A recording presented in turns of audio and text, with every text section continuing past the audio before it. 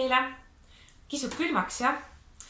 Et pole hullu, et võtate endale midagi sooja selga, võtate mõne sooja joogi, ümbritsete ennast pehmete asjadega ja võtate siis kaisu mõne asja või võtate kaisu kellegi ja hakkate lugema.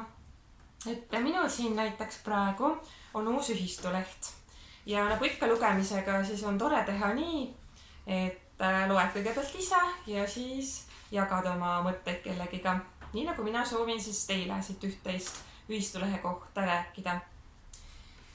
Uue ühistulehe esiküljel on kõne, mis on peetud Eesti Ühistegevuse Liidu 2. ümarlaual, mis toimus siis, kui oli veel suvi ehk 10. augustil. Selle kõne pidas Peerna turismitalus Andro Roos. Ning ma loeksin siit kõnest hea meelega teile mõned kohad ette. Meie riigis tuleb taastada õigus ja õiglus, et poliitkarjeristid ei rapiks meie rahva loodud riiki oma isiklikest huvidest lähtudes. Riik ei pea olema valitseva klassi jõuvahend rahva ohjamiseks.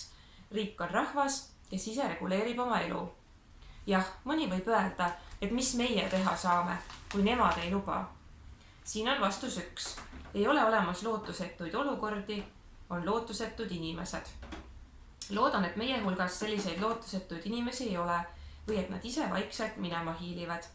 Igaüks valigu ise oma võimalus. Meie siin valime oma riigi korrastamise. Et tõepoolest, iga olukord on tegelikult lahendatav ja me ei tohiks jääda kinni sellisesse suhtumisse, et midagi nagunii muuta ei saa. Et kõik on nii juba olnud, et no mis siin ikka teha saab. Et meil ei tohiks olla sellist suhtumist. Ja siit edasi. Mis on bürokraatia diktatuur?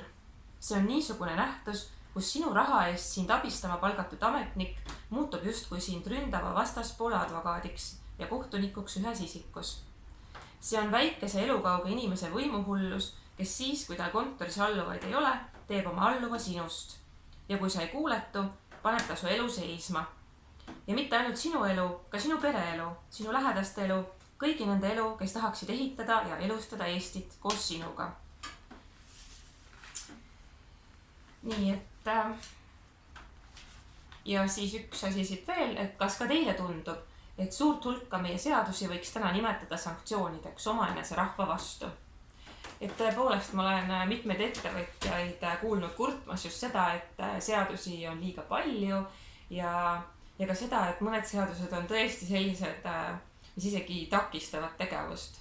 Et võiks tõesti vähem olla seadusi ja rohkem tervet mõistust. Aga bürokraatia diktatuurist rääkides ongi siin lehe vahel üks kutse. Olete oodatud vaba rahva koosolekule bürokraatia diktatuur ja korruptsioon kohalikes omavalitsustes. See toimub siis juba 18. oktoobril Elva kultuurikeskuses. Algab ta kell 6 ning kõik on oodatud. Et ma ise lähen ka kindlasti sinna. Tulge teie ka.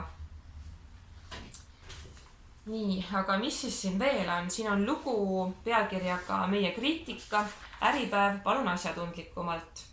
Ja siin loos on siis esitatud vastuargumendid Äripäevas septembrikuus ilmunud loole.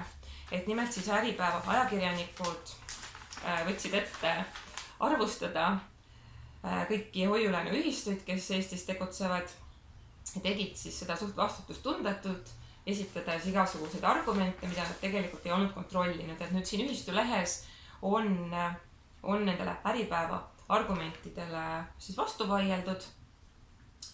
Ja et selgub, et tõesti millegipärast sellised vägagi pealiskaudsed väited Äripäevas tõesti ilmusid. Nüüd edasi, et ka üks minu väike kirjutis on siin avaldatud, et sellest ma rääkima ei hakka, keda huvitab, saab ise lugeda, et ühistuleht on loetav ka veebis, et kui guugeldate ühistuleht, siis leiate lehe kenasti üles. Aga vähe tähelepanu väärib kindlasti Julia Borissenko lugu, mida tähendab olla lapsevanem, aga mida tähendab olla hea lapsevanem, kus vaatluse all on siis see, et kuidas õpetada lastele rahaga ümberkäimist. Ja ma tsiteerin. Lapsele tuleb selgeks teha, et tema taskuraha on isa-ema tehtud töövili ja sellesse tuleb suhtuda austusega. Väga tähtis on siinjuures, et laste ja vanemate vahel valitseksid rahalistes küsimustes usalduslikud suhted. Vaid nii saab kasvatada järeltulevas põlvkonnas iseseisvust rahaküsimustes. Lapsed peavad harjuma mõttega, et raha on meie igapäevaelu ülitähtis osa, mis aitab meil määratleda meie vajadusi ja mida tuleb kasutada mõistusepäraselt. Lapse mõtted on enamalt jaolt kinni olevikus, et nad peavad õppima vaatama tuleviku poole. Siit ka meie peamine ülesanne õpetada lastele praktilist lähenemist oma unistuste teostamisele. Suunake oma lapse mõtted tulevikule, kelleks ta tahab saada. Las ta valib endale ameti ja tegevusvaldkonna, tegevuse, mis toob talle leiva lauale. Kas ta suureks saades kavatseb osta endale auto, millisest autost ta unistab ja kuidas on lood elukohaga, kas maja või korter. Et sellised kenad mõtted on siis siin loos. Ja lõpus on ära mainitud ka üks uus hoius, mis Tartu Hoiu-laenuühistul on. Et see on siis just noorte ühistegevushoius Ehitame Eestit. Et kindlasti selle mõistuspärase rahakäsitluse juurde kuulub ka see, et me ei kuluta kõike raha ära, vaid paneme midagi ja kas või väga natuke ka kõrvale. Ja noorte ühistegevushoiuse kohta on reklaam ka siin meie tagaküljel. Kindlusta oma tulevik ühistegevushoiusega. Hoius Ehitame Eestit aastaintressiga 3% ja noorte hoius Ehitame Eestit aastaintressiga 3,5%. Et selleks, et siis lähemat infot leida nende hoiuste kohta, saate minna Tartu Hoiu-laenuühistu kodulehele www.tartuhlü.ee ja sealt juba täpsemalt kõige kohta lugeda. Aga nüüd ongi siis minu poolt kõik, et ega ei saa ju kõike huvitavat ära rääkida, mis siin lehes kirjas on. Et soovitan teil ka ühistulehte lugeda ja soovin teile kaunist sügist.